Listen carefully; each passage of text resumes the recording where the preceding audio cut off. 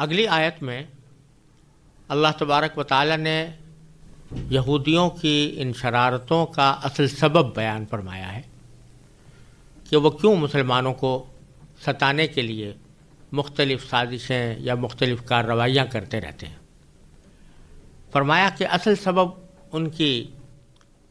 اس ایذا رسانی کا یہ ہے کہ وہ ہرگز یہ نہیں چاہتے کہ اللہ تعالیٰ کی طرف سے کوئی بھلائی کی چیز یعنی نبوت اور رسالت یا شریعت اللہ تعالیٰ کی طرف سے مسلمانوں پر نازل ہو۔ تو فرمایا ما یود الذین کفروا من اہل الکتاب والمشرکین، یعنی کافر لوگ خواہ وہ اہل کتاب میں سے ہوں یا مشرکین میں سے ہوں یعنی بت پرستوں میں سے ہوں، یہ پسند نہیں کرتے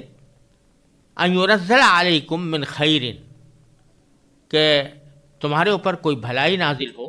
من ربکم، تمہارے پروردگار کی طرف سے۔ یہاں بھلائی سے مراد یہ ہے کہ نبی کریم سرور دو عالم صلی اللہ علیہ وسلم کو اللہ تعالیٰ نے نبوت اور رسالت کے لیے منتخب فرما کر ان پر قرآن کریم نازل کیا اور ان پر وحی کا سلسلہ شروع ہوا۔ یہاں اس خیر سے یا بھلائی سے یہ وحی کا سلسلہ مراد ہے۔ تو اس سے یہودیوں کو تو یہ دشمنی تھی کہ جیسا پہلے بھی عرض کیا جا چکا ہے کہ اب تک انبیاء کرام علیہم الصلوۃ والسلام بنی اسرائیل کے خاندان میں مبعوث ہوتے رہے ہیں اور ہمیشہ ان کو بنی اسرائیل کے خاندانوں ہی میں مبعوث فرمایا جاتا رہا، اور حضرت ابراہیم علیہ السلام کے جو دوسرے صاحبزادے حضرت اسماعیل علیہ السلام ہیں، ان کی ذریت میں یا ان کی اولاد میں کوئی بھی نبی کریم صلی اللہ علیہ وسلم سے پہلے نہیں آئے تھے۔ اور جب اہل کتاب کو یعنی یہودیوں کو اور نصرانیوں کو یہ اپنی کتابوں میں خبر دی گئی تھی کہ آخر زمانے میں خاتم النبیین صلی اللہ علیہ وسلم تشریف لانے والے ہیں، تو وہ اس توقع میں تھے کہ یہ آخری نبی بھی انہی کے خاندان میں آئیں گے۔ لیکن واقعہ یہ ہوا کہ اللہ تبارک و تعالی نے خاتم النبیین صلی اللہ علیہ وسلم کو دنیا میں بھیجنے کے لیے بنو اسماعیل کے خاندان کا انتخاب فرمایا اور آپ بنی اسماعیل میں مبعوث ہوئے۔ تو ان کے دل میں یہ حسد تھا کہ یہ بنی اسماعیل کے اندر یہ بھلائی کیسے اتار دی گئی، یعنی رسالت و نبوت کا سلسلہ اور اللہ تعالیٰ کی آسمانی کتاب نازل کرنے کا سلسلہ بنو اسماعیل میں کیوں ہوا۔ تو ان کو تو یہ حسد تھا، اور وہ جو بت پرست مشرکین ہیں وہ اگرچہ حضرت ابراہیم علیہ السلام کو اپنا پیشوا مانتے تھے،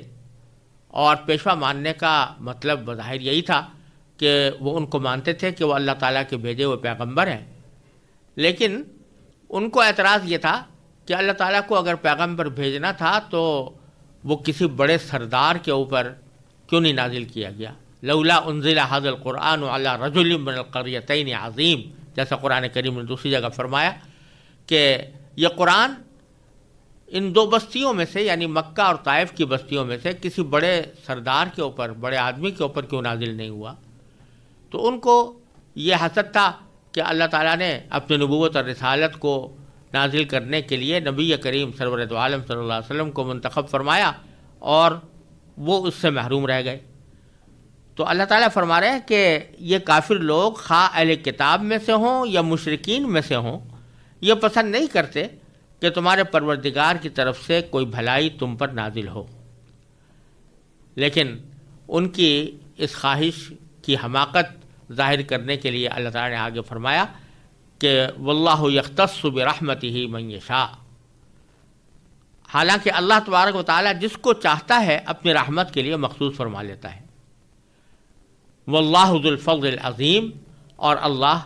بڑے عظیم فضل کا مالک ہے۔ یعنی یہ کسی کو نبوت کے لیے منتخب کرنا یہ اللہ تعالیٰ کا فضل ہے، اس کا کرم ہے، اور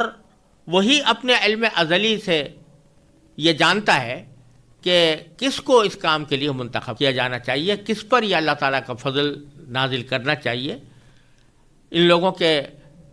ذاتی قیاسات اور ذاتی خواہشات کی بنیاد پر تو کسی کو نبی یا رسول منتخب نہیں کیا جا سکتا، نہ اس کے اوپر رسالت کا سلسلہ جاری کیا جا سکتا ہے، نہ اس پر کتاب اتاری جا سکتی ہے۔ یہ تو اللہ تبارک و تعالیٰ ہی فیصلہ کرتے ہیں کہ اپنی رحمت کو یعنی اپنی نبوت کو جس سے چاہیں مخصوص فرما دیں، لہذا ان کو یہ حسد کرنے کا یا یہ اعتراض کرنے کا کوئی حق حاصل نہیں ہے۔ پھر اگلی آیت میں یہودیوں کی پھیلائی ہوئی ایک اور غلط فہمی کی تردید مقصود ہے، اور وہ غلط فہمی یہ تھی کہ یہودیوں نے مسلمانوں پر یہ اعتراض کیا تھا کہ دیکھو تورات کے اندر بہت سے احکام ہمیں دیے گئے تھے، اور اب جب نبی کریم سرور دو عالم صلی اللہ علیہ وسلم تشریف لائے ہیں اور آپ کی شریعت اتاری گئی ہے، قرآن نازل کیا گیا ہے، تو اس میں بہت سے وہ احکام جو ہماری تورات کے اندر مذکور تھے وہ بدل دیے گئے ہیں، وہ احکام یہاں موجود نہیں ہیں۔ اور اس کے علاوہ خود اسلام کے آنے کے بعد جب نبی کریم سرور دو عالم صلی اللہ علیہ وسلم نے اسلام کی دعوت دینی شروع کی تو اس وقت سے مسلمانوں کو مختلف قسم کے حالات کا سامنا کرنا پڑا، اور مختلف حالات کے لحاظ سے اللہ تبارک و تعالی احکام میں تدریجاً تبدیلی بھی لاتے رہے، کیونکہ ظاہر بات ہے کہ ایک حکم کسی خاص حالت کے اندر مناسب ہوتا ہے، بعض اوقات دوسری حالت کے وقت میں وہ مناسب نہیں ہوتا، تو اللہ تبارک و تعالی نے بعض اوقات اپنے احکام میں تبدیلی بھی فرمائی، یعنی جو حکم ایک خاص وقت تک کے لیے تھا اس کو اس وقت کے ختم ہونے کے بعد بدل دیا اور دوسرا حکم آ گیا۔ کی واضح مثال یہ ہے کہ جب تک آپ مکہ مکرمہ میں تھے تو جگہ جگہ آپ دیکھیں گے کہ اللہ تبارک و تعالیٰ نے کافروں کے اذیت رسانی کے مقابلے میں صبر کرنے کا حکم دیا، جہاد کا حکم نہیں تھا۔ لیکن جب حالات بدل گئے اور مسلمان مدینہ منورہ پہنچ گئے تو وہاں پر مسلمانوں کی تربیت مکمل ہو گئی، تو اس کے بعد پھر جہاد کے احکام بھی آ گئے۔ تو اسی طرح پہلے قبلہ کسی اور طرف تھا، بعد میں قبلہ کسی اور طرف کر دیا گیا، یا شروع میں بعض چیزیں حرام نہیں کی گئی تھیں، شراب حرام نہیں کی گئی تھی، لیکن بعد میں شراب کو حرام کر دیا گیا۔ اس طرح کی بہت سی تبدیلیاں اللہ تبارک و تعالیٰ اپنے حکمت اور مصلحت کے تحت خود اسلامی شریعت میں بھی فرماتے رہے، اور قرآن کریم کی آیات میں سے بعض آیتیں ایسی ہیں کہ جن میں جو حکم دیا گیا تھا بعد میں اس کو بدل دیا گیا۔ تو یہودی لوگ یہ اعتراض کرتے تھے کہ یہ اگر اللہ تبارک و تعالیٰ قادر مطلق ہے اور حکیم مطلق ہے تو پھر اس کے احکام میں یہ تبدیلیاں کیوں ہو رہی ہیں؟ جو تورات کے احکام تھے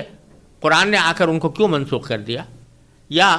قرآن کے اندر بھی جو مختلف حالات میں احکام آئے ہیں ان میں کیوں تبدیلیاں ہو رہی ہیں؟ تو یہ اعتراض کیا جاتا تھا یہودیوں کی طرف سے،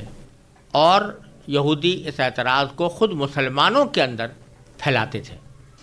تو اس کی تردید میں اللہ تبارک و تعالیٰ نے یہ آیت کریمہ نازل فرمائی، جو اس میں فرمایا کہ ما ننسخ من آیت او ننسہا، ہم جب بھی کوئی آیت منسوخ کرتے ہیں یا اسے بھلا دیتے ہیں۔ دو چیزیں بیان فرمائی، ایک تو یہ کہ کسی آیت کو منسوخ کیا گیا یعنی اس کا حکم بدل دیا گیا، جو حکم پہلے تھا اس میں تغیر واقع کر دیا گیا، اور دوسری صورت یہ بیان فرمائی کہ او ننسہا، کہ بعض اوقات ایسا ہوتا ہے کہ جس آیت کا حکم ہمیں منسوخ کرنا ہوتا ہے وہ نبی کریم سرور دو عالم صلی اللہ علیہ وسلم کے ذہن مبارک سے بھی اور صحابہ کرام کے ذہن سے بھی اس کو بھلا دیا جاتا ہے، فراموش کرا دیا جاتا ہے، گویا وہ ہے ہی نہیں، وہ اس طرح آیت منسوخ ہو جاتی ہے۔ تو یہ دونوں صورتوں میں باری تعالیٰ فرماتے ہیں ما ننسخ من آیت، ہم جب بھی کوئی آیت منسوخ کرتے ہیں، او ننسہا، یا اسے بھلا دیتے ہیں، تو نأتی بخیر منہا او مثلہا، تو ہم اس سے بہتر یا اس جیسی آیت لے آتے ہیں، یعنی اسے بہتر حکم جو اس آنے والے حالات کے اندر زیادہ بہتر ہو، اور یا کم از کم اتنا ہی بہتر ہو جتنا کہ پہلا حکم تھا، وہ لے آتے ہیں۔ اور اس ساری چون و چرا کو ایک جملے سے اللہ تعالیٰ نے ختم فرما دیا کہ علم تعلم ان اللہ علی کل شیء قدیر، کیا تمہیں یہ معلوم نہیں کہ اللہ تعالیٰ ہر چیز پر قدرت رکھتا ہے؟ جب وہ ہر چیز پر قدرت رکھتا ہے تو اس کی قدرت میں یہ بات بھی ہے کہ جس وقت میں جو حکم اس کی حکمت کے مطابق ہو وہ جاری رکھا جائے، اور جس وقت وہ مناسب نہ رہے تو اس کے بدلے میں دوسرا حکم نازل فرما دے۔ یہ تو عین مصلحت کا تقاضا ہے، عین حکمت کا تقاضا ہے، کیونکہ حالات ہمیشہ یکساں نہیں رہتے، حالات کے اندر تبدیلیاں آتی رہتی ہیں۔ ان حالات کی تبدیلیوں میں اگر کوئی حکم بدل جاتا ہے تو یہ حکمت کے عین مطابق ہے۔ جیسے مثلا ایک ڈاکٹر ہے یا طبیب اور معالج ہے، وہ کسی خاص حالت میں مریض کے لیے کوئی دوا تجویز کرتا ہے، لیکن اس کو پتہ ہوتا ہے کہ فلاں وقت تک یہ دوا کارآمد ہوگی، جب وہ وقت گزر جائے گا تو اس کو نئی دوا دوسری دینی پڑے گی، تو وہ اس دوا کو تبدیل کر دیتا ہے۔ اسی طرح اللہ تبارک و تعالی بھی اپنے احکام میں نسخ فرماتے ہیں، اور وہ عین حکمت پر مبنی ہوتا ہے۔ یہودی اس کو بدا کہتے تھے، یعنی یہ کہتے تھے کہ یہ تو ایسا ہو گیا کہ پہلے اللہ تبارک و تعالیٰ کو کسی چیز کی اچھائی معلوم نہیں تھی معاذ اللہ، اب اس کو اچھائی معلوم ہو گئی تو اس نے دوسرا حکم دے دیا۔ تو یہ بالکل جاہلانہ بات تھی، اس واسطے کہ یہ بات یہ نہیں ہے کہ اللہ تعالیٰ کو پہلے معلوم نہیں تھا اور اب معلوم ہو گیا۔ اللہ تعالیٰ کو پہلے ہی معلوم تھا کہ کون سا حکم کس وقت تک کارآمد اور مفید اور مناسب ہے، اسی وقت تک اس کو باقی رکھا گیا، اس کے بعد اس کو تبدیل فرما دیا گیا۔ تو یہ حکمت اللہ تعالیٰ نے بیان فرمائی ہے کہ علم تعلم ان اللہ علی کل شیء قدیر، کیا تمہیں معلوم نہیں کہ اللہ تبارک و تعالیٰ ہر چیز پر قادر ہے؟ علم تعلم ان اللہ لہ ملک السماوات والارض، کیا تمہیں یہ معلوم نہیں کہ اللہ وہ ذات ہے کہ آسمانوں اور زمین کی سلطنت تنہا اس کی ہے، اسی کی ہے، اور وما لکم من دون اللہ من ولی ولا نصیر، اور اللہ کے سوا نہ کوئی تمہارا رکھوالا ہے نہ مددگار ہے۔ جب وہی رکھوالا ہے، وہی مددگار ہے، تو وہی جانتا ہے کہ تمہارے لیے کون سی چیز کس وقت تک مناسب ہے اور کس وقت کے بعد وہ نامناسب ہو جائے گی۔